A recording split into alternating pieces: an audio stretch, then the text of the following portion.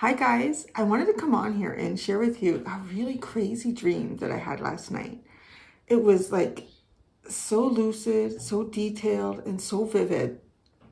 But somebody saved me in this dream last night. And I'm not going to tell you who until right at the end. Okay. So I had this dream that I was in this boat and I was going down this I was just like a wide river. And I kept finding like all of these little kids on the shore. And they were like waving me down, like they needed help or they needed to get in the boat. So I'm like, okay, get in the boat. So I ended up eventually in this dream, I had like all of these kids in this boat. And the best way to describe it is, like you see those old, with like rescue boats or that they would have, I guess they probably still have them now, like on cruise ships, like the safety boats, that if the boat's going down, everyone gets in it, which is kind of profound, even that, right? It had all those bench seats in it. And I was rowing it. I was rowing it. And I'm rowing this boat down this river and I'm picking up all these kids that are waving me down to get in the boat. And it was like immediately, as soon as they got in the boat, I just had this sense like, oh, they're safe now. They're safe now. I'm picking up all these kids. And then all of a sudden there's, I'm not even sure how it appeared. Like that part seems foggy to me, but it's this man and he's really like weathered and grungy looking. And I think he just kind of came out of the water and he started, like climbing up the back of the boat and reaching his hand out and all the kids were there. It was like, I got all the kids to go like to the other end of the boat. But I needed to make room for them. So I had to go further down in the boat. And which is funny because my oars went with me. It seems like the oars are usually attached. But anyways, in the dream, the oars went with me in this dream. And so here I am rowing this boat in this wide river. And all of the kids are like behind me now. And all of a sudden I realized that this really grotesque looking man-like creature that had come out of the water was like a zombie. And so now I'm thinking, oh my God, he's coming after the kids. Like it was just this crazy dream that he was coming after the kids. This dead energy was trying to get to this sort of like a pure and innocent energy. And I was caught in between, like trying to protect them. And then at some point, like it grabbed my ankles and it was pulling me in. And I just remember at one point thinking, I can't hang on to the boat because if I hang on to the boat, I'm going to take the boat down with me, right? Like, this is really weird because I've never seen myself as someone. I've always seen myself more like George Costanza, when there's the fire, I pushed everybody out of the way. Oh my God, there's a fire. But so anyways, in my dream, it was pulling me down. And I just realized as soon as like I went under the water with this zombie-like thing, its true appearance could be seen. And it did. You could see it was all rotting. Like, I don't even know. Maybe I didn't even realize it was a zombie. But I mean, I know it now telling you the dream because I've seen it through the whole, I've seen the whole thing play out. And so at that point, I think is probably when I realized it was a zombie. And it was like feeding off of my energy, like trying to suck my energy out of me to give it to hit it, right? Like very parasitic. And I kind of realized at that point, I thought, I'm done. Like this has me.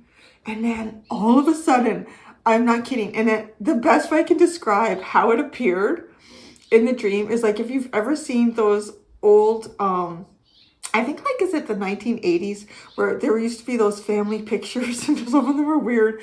They could be like a husband and wife in like their very 1980s outfit standing in this portrait with a black background and like up in the corner is the head of their child. Like they're weird. They're really weird portraits if you've ever seen those.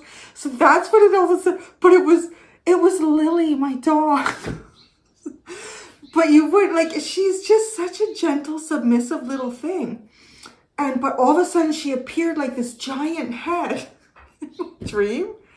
And she let out this, bark isn't the right word, but I mean, that's how I would describe it because it was a dog.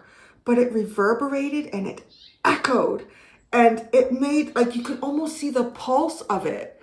Like, and she directed it at this thing that was trying to drag me into the water. Well, it already kind of dragged me into the water. And it freed me. It immediately freed me. Like, it was just crazy. It was like, oh, Lily freed me from this thing in my dream. And then I woke up. And I woke up, and I've had dreams like this before where the energy of it is still there, and I could feel it at my feet. And I sort of like, I kept my eyes closed, and I have my own little technique of bringing in like this divine energy and getting it to expel anything that's not my energy, it's not pure, and to put a protective force, a very like divine force around myself. But then I will also extend it to everybody that I'm close with, because I kind of feel like at those points, it's almost like a spiritual attack. And then I will put that out and protect anyone who's connected to me from that. So right when I had finished that, and I could feel like that it wasn't there anymore, it was gone. And then I realized there was something pressed up against me. And it was Lily. She was sleeping right against me. It was like, I want to say it was almost like she was connected to me in sleep, and she could see what was happening. And she came in and she went, woof, woof.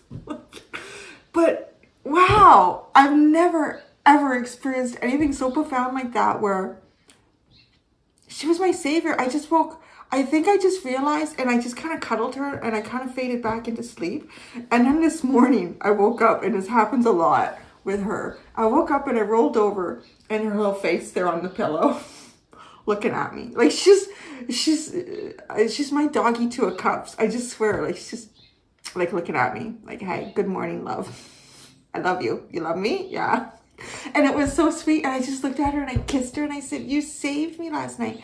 You're my hero. You were my savior. So I want to put that out there because she deserves the recognition. Like I feel like that can happen sometimes in the dream state. I don't know what that bird is. What is that bird?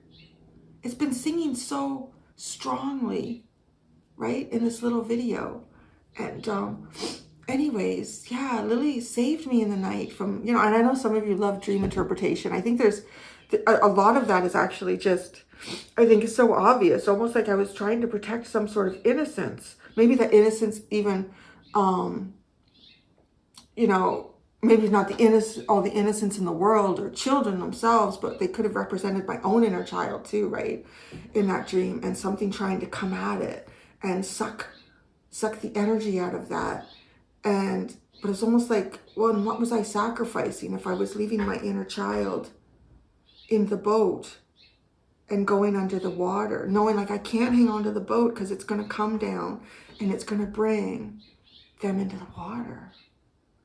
But then it was just so unexpected, this giant head of Lily materializing in like the sky. I could see it through the water, and then whoa, she's just directed.